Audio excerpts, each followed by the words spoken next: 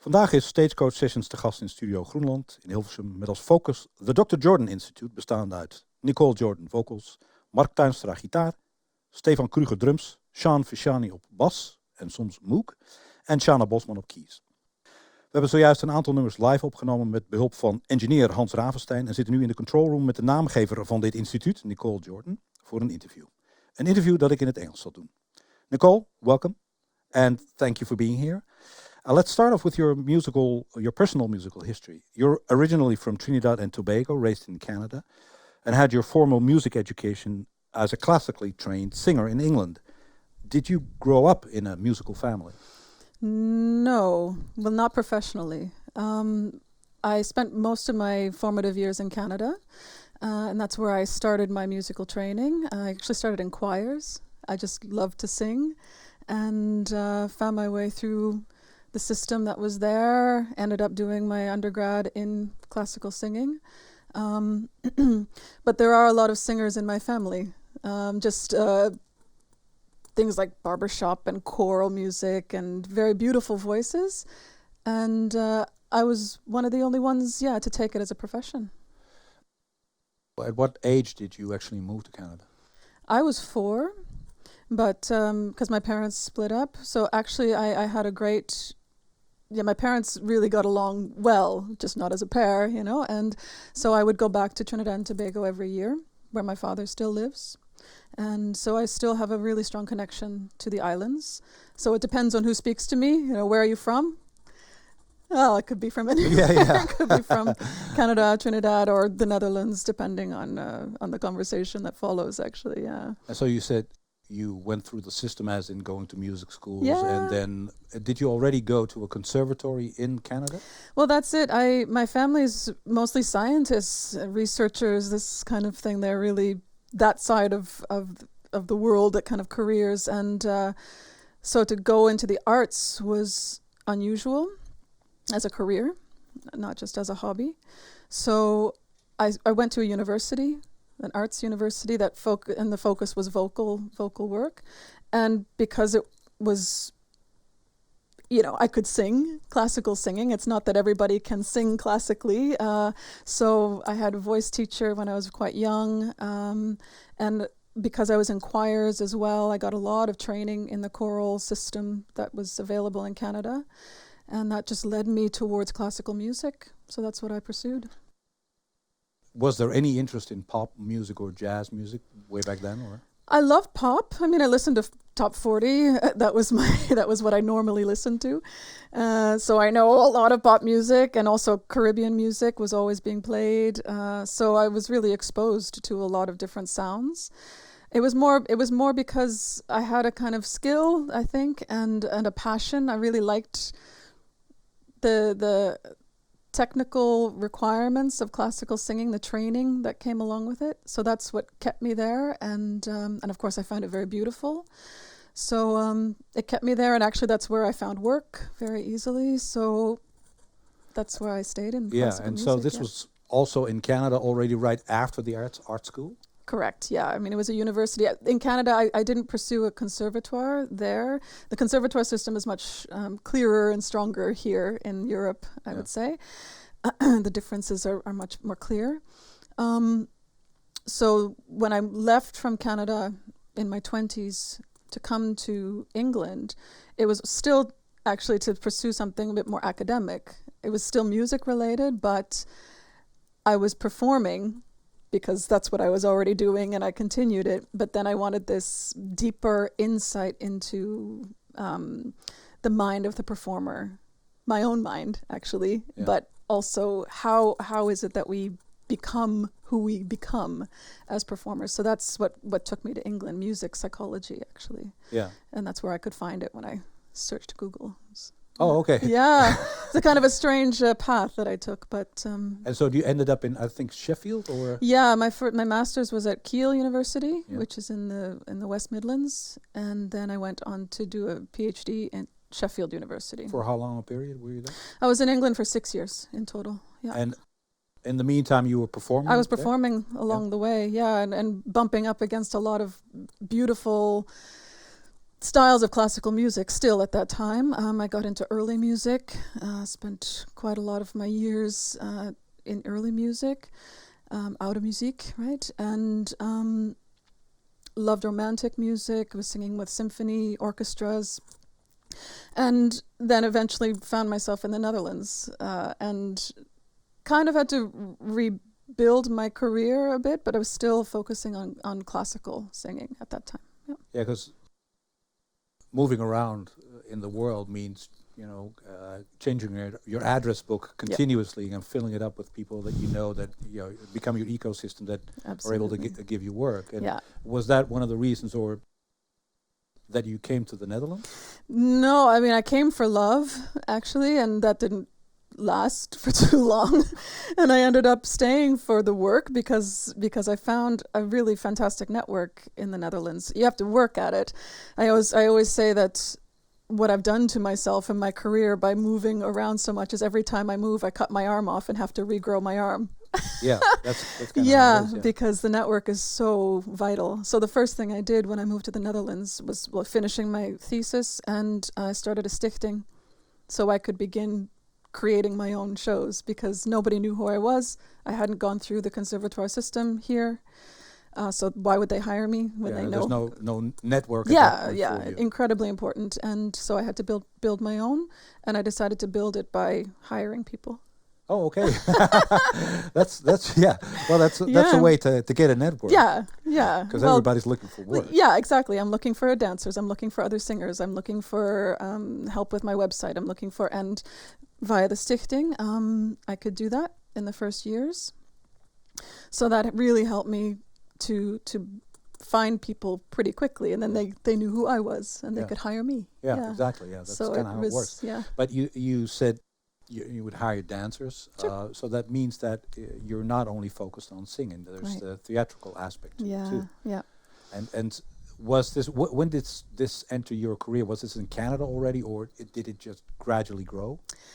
I think the seed was planted when I was in the UK working on the different projects I was working with.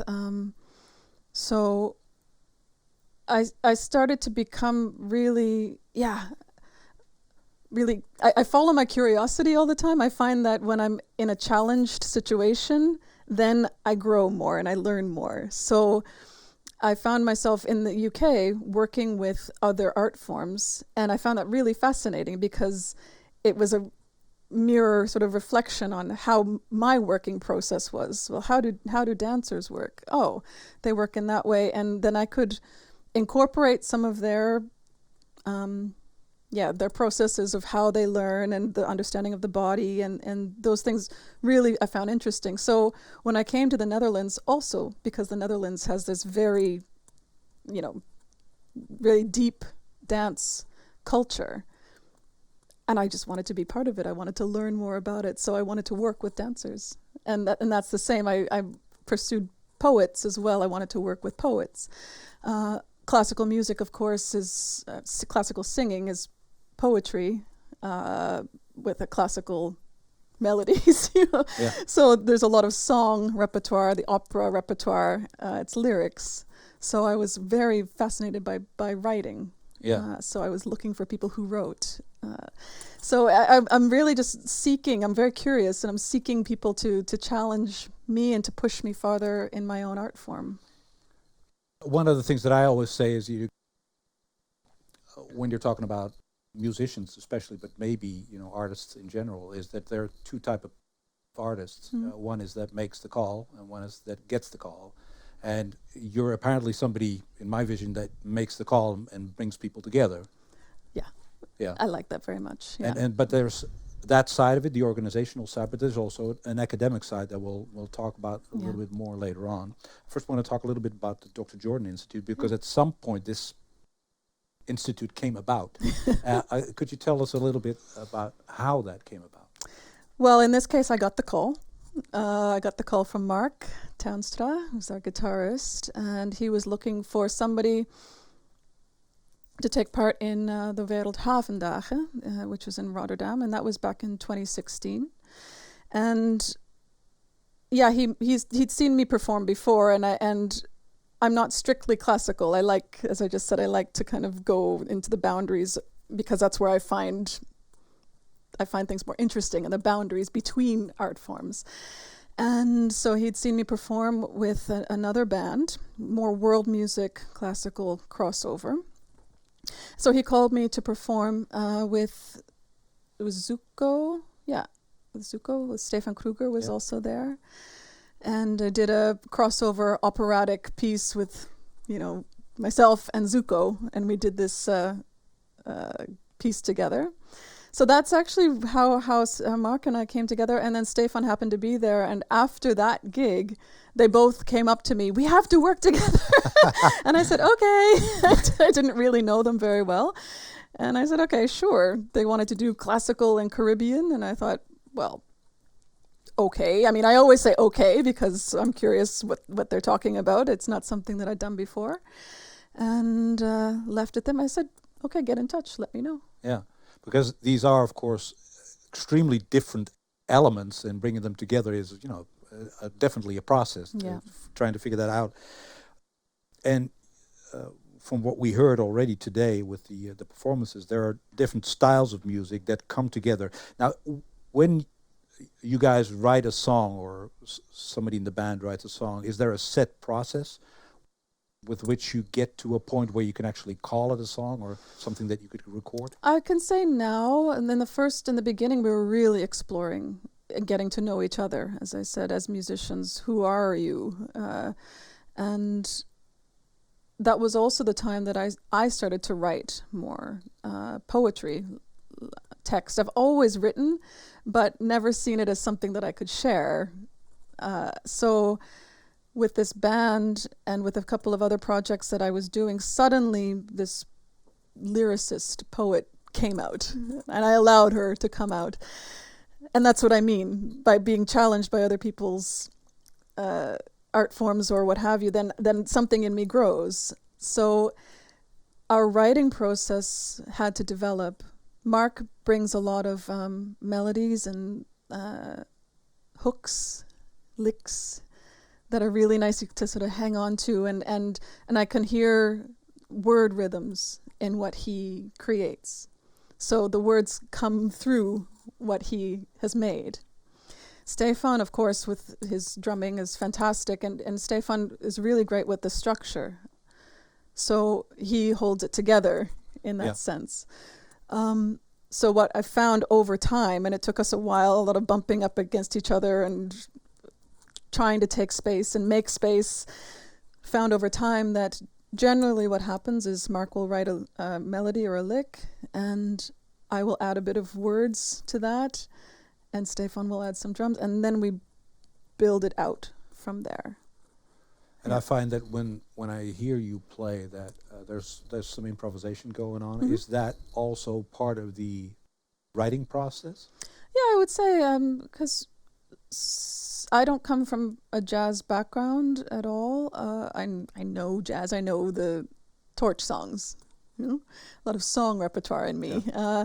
But I'm not a jazz singer. But that freedom within the structure is really important for the band members. For Mark, wants a bit of freedom. And yeah, he should take it. I think it's nice. I think it adds some flavor, a different flavor every time we play. So Stefan would be the one who actually kind of structures it then, and basically says, well, this is how we begin. This is somewhere, this is the part in the middle, and this is where we end? Mostly, yeah. Okay. Mostly. Because that's, of course, important once you get up on stage and not have it be, just a jam. Yeah, absolutely. Now, the website describes the Dr. Jordan Institute as follows, because I checked that this morning: Caribbean grooves, classical melodies, spoken word, electronic beats, and funky acid, Goethe, and Orisha Voodoo. Now, I've got 6 out of 7, but I'm unfamiliar with Orisha Voodoo. That's a lot of things. So, should we be worried? Worried? Gosh, no. What is that, Orisha Voodoo? Orisha, oh, well, yeah, it's a bit of a misnomer, I think, personally. But, coming from Trinidad, there's a spiritual tradition that remains there called Orisha.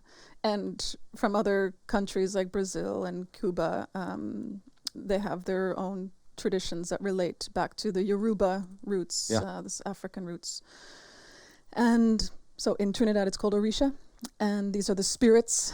And there are particular rhythms, percussion rhythms that are associated with those spirits. The voodoo part is, I don't know if I really go that direction. There's a long history in using elements from classical music in pop, rock, and jazz music, from Elvis Presley to Emerson, Lake and Palmer, Procol Harum, Janet Jackson, and so on. And in the Netherlands, we had a number of bands that were actually very popular. Focus Exception, Flerk, played classical pieces, sometimes as a whole, but also with a pop or a jazz vibe. Now, with the Dr. Jordan Institute, is there a conscious effort in bringing those elements, the classical elements, into the songs, if I may call them that? Yeah, absolutely. Yeah. Yeah. So you actually sit down and say, well, I got this great piece, and I really like to bring it into and see what we can do with it. And often it's unrecognizable by the end. That's okay. Yeah, because that's what I do with. Yeah, I'd say 99% of my projects have this classical connection. For me, that's where I come from, and I bring it in somehow to most everything that I do, and I think it. Yeah, I love this. Like I said, this jamming up of what supposedly are different styles of music. In the end, it's all music, yeah? And we've created something weird out of combining all of these things together, but it's also a thing, yeah. You can hear a bit of this and a bit of that and a bit of the other and acid and spoken word, but it ends up, the mix is like a new day, like a new dough, and we've made a new kind of bread. There, you know. And do you think, because you've now been working together for what, 3 years, a little bit over 3 years, that when did you arrive to the point where you thought, now it's a thing, now it's something that we can throw out there? Probably took a little bit of time. Well, I don't know. I always felt confident in it. It's just, we're making a thing, and however it's evaluated, or whoever decides what to call it. That's why we have 25 different names of what it could be, because people, what is it, you know?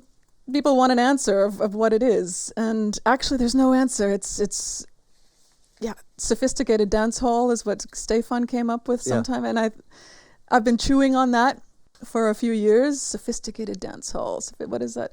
And when I say that to people, they go, oh, and something settles and they go, okay. But it seems to be it seems to be in flux, because it's changing continuously with all the elements that are being. I suppose, but the core of it is each of us brings who we are to the band, and the core of it is actually the exploration. It is the experimentation. That is the core of the band. Yeah. So the fact that it may sound differently every time, and ooh, isn't that a weird sound, and oh, that's what it is. That's what it is. Yeah. So to say it's anything else or will be anything else is not true. Yeah. Yeah. Now, from how I experienced Dr. Jordan, all the members of the Institute are very solid, highly trained players with strong musical opinions, so that must bump against each other sometimes. Oh, yeah. Does the band function as a democracy, or is it you, in the end, giving the last word and saying yes or no, or we'll go into that direction? You know, people ask me this quite a lot. How does it function?